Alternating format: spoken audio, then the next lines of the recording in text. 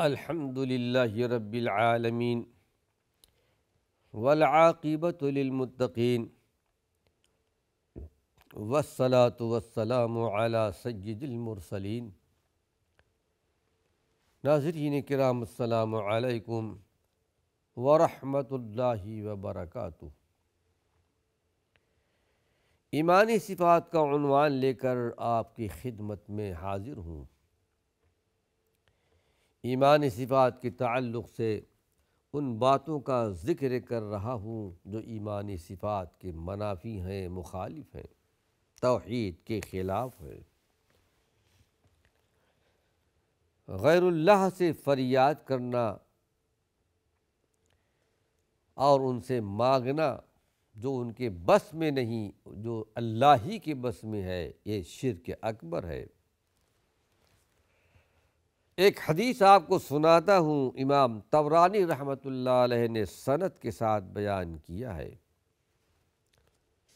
کہ اللہ کے رسول صلی اللہ علیہ وسلم کے زمانے میں ایک منافق ایمان والوں کو ایذائیں پہنچایا کرتا تھا۔ منافقین کی جماعت ہر زمانے میں رہی۔ منافق وہ جو ان کی زبانوں پر تے ایمان کے دعوے ہوتے تھے لیکن ان کے دلوں میں ایمان نہیں ہوتا تھا، اور ایسے لوگ اللہ کے رسول صلی اللہ علیہ وسلم کے زمانے میں مدینہ منورہ کے اندر بھی منافقین موجود تھے، یہاں تک کہ آپ کے ساتھ 5 وقتہ نماز پڑھتے تھے، اور بعض مواقع پر آپ کے ساتھ جہاد میں ساتھ بھی نکلے تھے، بتانے کے لیے کہ ہم تمہارے ساتھ ہیں۔ تو صحابہ نے مشورہ کیا کہ چلو اللہ کے رسول صلی اللہ علیہ وسلم کی خدمت میں حاضر ہو کر خلاصے کے لیے کوئی صورت اختیار کریں، یعنی آپ کے سامنے استغاثہ کریں، فریاد کریں۔ تو اللہ کے رسول صلی اللہ علیہ وسلم نے پھر فرمایا کہ دیکھو، مجھ سے فریاد نہیں کی جا سکتی، بلکہ فریاد پکار صرف اللہ رب العالمین سے کرنی چاہیے۔ یہ ایک ایسا مسئلہ تھا کہ اللہ کے رسول صلی اللہ علیہ وسلم ان کی مدد کر سکتے تھے، لیکن چونکہ ایک عقیدے کی اصلاح کرنی تھی، کسی سے فریاد کرنا یہ اسلام میں جائز نہیں، تاکہ امت ان تمام چیزوں سے بچ جائے، تو آپ نے ارشاد فرمایا کہ دیکھو، مجھ سے فریاد نہیں کی جا سکتی، بلکہ فریاد پکار صرف اللہ سے کرنی چاہیے۔ جیسے کہ حدیث شریف میں آتا ہے کہ ایک مرتبہ کسی صحابی کے زبان سے نکل گیا، ما شاء اللہ وما شئت، اللہ کے رسول صلی اللہ علیہ وسلم، جو اللہ چاہتا ہے وہ، یا جو آپ چاہیں، اللہ کے ساتھ شریک کر دیا۔ آپ نے ناراضگی کا اظہار کرتے ہوئے ارشاد فرمایا، قل ما شاء اللہ وحدہ، بلکہ یہ کہو کہ جو ایک اللہ چاہتا ہو۔ اللہ کی چاہت میں نبی بھی شریک نہیں، اللہ کے پیارے پیغمبر نے اپنے آپ کو الگ کر دیا۔ قرآن حکیم میں اللہ نے تو یہاں تک بیان کر دیا، اسی کا نام ناظرین کرام توحید ہے، ایک اللہ کو ماننا جو تمام طاقتوں کا مالک ہے، نفع نقصان کا مالک ہے۔ قل لا املک لنفسی نفعا ولا ضرا الا ما شاء اللہ۔ ہمارے پیغمبر محمد صلی اللہ علیہ وسلم، آپ ارشاد فرما دیجئے، سورہ الاعراف کی آیت آخر میں یہ آیت آپ کو ملے گی۔ آپ ارشاد فرما دیں کہ میں اپنے جان کے نفع نقصان کا مالک نہیں ہوں، اگر میں چاہوں کہ اپنے ذات کے لیے کچھ نفع نقصان سمیٹوں، نہیں کر سکتا، الا ما شاء اللہ، مگر وہی جو اللہ چاہے۔ اسی کا نام توحید ہے۔ ہاں، بعض روایات میں اس بات کی صراحت موجود ہے کہ مشورہ دینے والے حضرت ابوبکر صدیق رضی اللہ عنہ تھے۔ صحابہ کرام کا اس معاملے میں اللہ کے نبی سے مدد طلب کرنا جائز تھا، کیونکہ انہوں نے اللہ کے نبی کی زندگی میں آپ سے ایسی مدد طلب کی جس پر آپ کی زندگی میں قدرت آپ کو حاصل تھی۔ وہ منافق ایمان والوں کو ایذائیں دیا کرتا تھا، اس کو قتل کرا سکتے تھے، قید کرا سکتے تھے، اس کو سزا دے سکتے تھے، صحابہ کی مدد کر سکتے تھے، لیکن صحابہ کرام نے ایک ایسے معاملے میں آپ کی طرف رجوع کیا جس پر آپ کی قدرت حاصل تھی، لیکن اس موقع پر بھی اللہ کے رسول صلی اللہ علیہ وسلم نے تعلیم و ارشاد کا ایک ادب سکھایا اور تنبیہ فرمائی کہ دیکھو میرے سامنے فریاد مت کرو، فریاد پکار صرف ایک اللہ رب العالمین کے لیے ہے۔ ناظرین کرام، پتہ چلا غیر اللہ کو پکارنا، غیر اللہ سے فریاد کرنا شرک اکبر ہے۔ یہ بات بھی ثابت ہوئی کہ اگر کوئی انتہائی برگزیدہ بندہ بھی غیر اللہ کو راضی کرنے کے لیے اسے پکارے تو وہ بھی اللہ کی نگاہ میں ظالم شمار کیا جائے گا۔ ان حدیث کا مفہوم آپ کے سامنے پیش کر رہا ہوں۔ غیر اللہ کو پکارنا دنیا میں کچھ نفع بخش نہیں، اور پھر یہ کفریہ کلمات ہیں۔ اللہ کے سوا دوسرے سے روزی مانگنا ایسا ہی درست نہیں جیسے کہ اس کے سوا کسی اور سے جنت نہیں مانگی جا سکتی۔ جو آدمی کسی غیر اللہ کو پکارے یا اس سے فریاد کرے، اس سے بڑھ کر کوئی گمراہ نہیں ہو سکتا۔ دنیا کا سب سے بڑا گمراہ آدمی ہے۔ غیر اللہ کو پکارا جانا وہ پکارنے والے کی، جس کو پکارتا ہے اس کے پکار سے بھی بے خبر ہے۔ اللہ رب العالمین کے سوا جن کو پکارا جاتا ہے وہ اس پکار کے سبب قیامت کے دن پکارنے والوں کے دشمن ہو جائیں گے۔ غیر اللہ کو پکارنا در حقیقت میں ان کی عبادت کرنا ہے۔ جن کو پکارا جاتا ہے وہ قیامت کے دن ان کی عبادت اور پکار کا انکار کریں گے۔ حیران کن بات تو یہ ہے کہ بتوں کے پجاری بھی اعتراف کرتے ہیں کہ پریشان و لاچار کی پکار کو صرف اللہ سنتا ہے، وہی نجات دیتا ہے۔ یہی وجہ ہے کہ مشکلات میں بھی وہ بھی ایک اللہ ہی کو پکارتے تھے۔ مشرکین مکہ قریش کیونکہ 360 بت رکھے ہوئے تھے بیت اللہ کے اندر، لیکن جب کوئی ایسا وقت آتا تھا پریشانی کا، اس وقت صرف ایک اللہ کو پکارتے تھے بیت اللہ کے پردے کو پکڑ کر۔ یہاں تک کہ تاریخ میں یہ بات ہمیں ملتی ہے، جب ابرہہ بادشاہ اللہ کے رسول صلی اللہ علیہ وسلم کے پیدائش سے 50 یا 55 دن پہلے واقعہ پیش آیا تھا، بڑا مشہور واقعہ جس کے سلسلے میں الم تر کیف فعل ربک باصحاب الفیل نازل ہوئی تھی، آیا تھا بیت اللہ کو ڈھانے کے لیے۔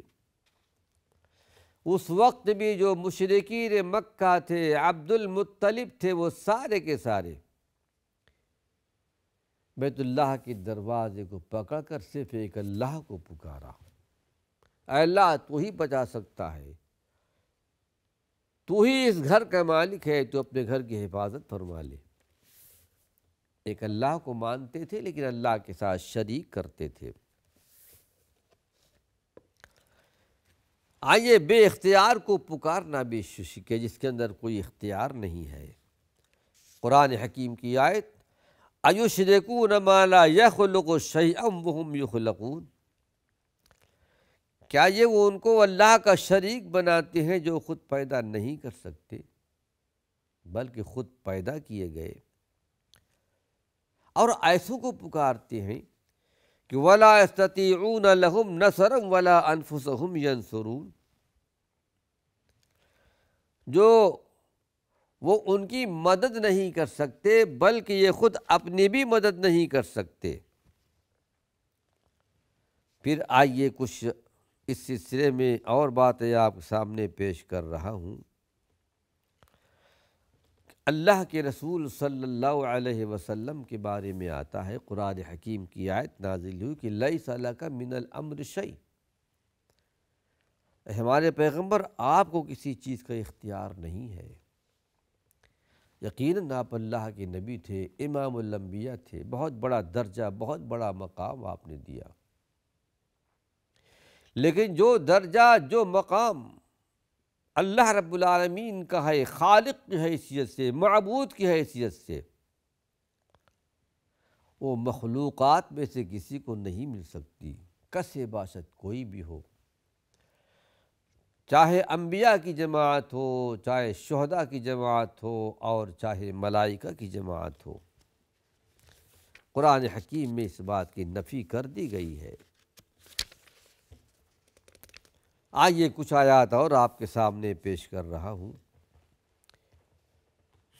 ان سب کا تعلق حقیقت میں ایمانی صفات کے خلاف ہے، جو اللہ کے نبی صلی اللہ علیہ وسلم کے زمانے میں کیا جاتا رہا ہے، اور ایسی چیزیں آج بھی موجود ہیں۔ والذین تدعون من دونہ، اللہ کے سوا جن کو تم پکارتے ہو، ما یملکون من قطمیر، ایک قطمیر کے بھی مالک نہیں ہے۔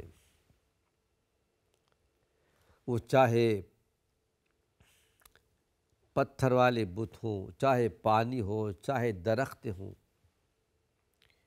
چاہے مزارات ہوں، چاہے درگاہ ہوں، قرآن کہتا ہے قطمیر کے مالک نہیں۔ قطمیر کہتے ہیں کھجور کے اندر جو گٹھلی ہوتی ہے، گٹھلی کے اوپر ایک باریک سی جھلی ہوتی ہے، چھلکا، اس کو قطمیر کہتے ہیں۔ اتنے کے بھی مالک نہیں۔ ان تدعوہم لا یسمعوا دعاءکم، اگر تم ان کو پکارو، مزار والوں کو، درگاہ والوں کو، اگرچہ وہ اللہ کے نیک بندے تھے، ولی تھے، جب بھی وہ تمہاری پکار کو نہیں، وہ تمہاری پکار کو سن نہیں سکتے۔ وَلَوْ سَمِعُوا مَا اسْتَجَابُوا لَكُمْ، اور اگر بالفرض سن بھی لے تو تم کو جواب نہیں دے سکتے۔ وَيَوْمَ الْقِيَامَةِ يَكْفُرُونَ بِشِرْكِكُمْ، اور قیامت کے دن تمہارا انکار بھی کر دیں گے۔ اتنی وضاحت کے ساتھ اللہ رب العالمین نے بیان کر دیا ہے۔ آئیے ایک روایت آپ کے سامنے پیش کر رہا ہوں، حضرت انس بن مالک رضی اللہ عنہ کی۔ شج النبی صلی اللہ علیہ وسلم یوم احد وکسرت رباعیتہ، فقال کیف یفلح قوم شجوا نبیہم فنزلت لیس لک من الامر۔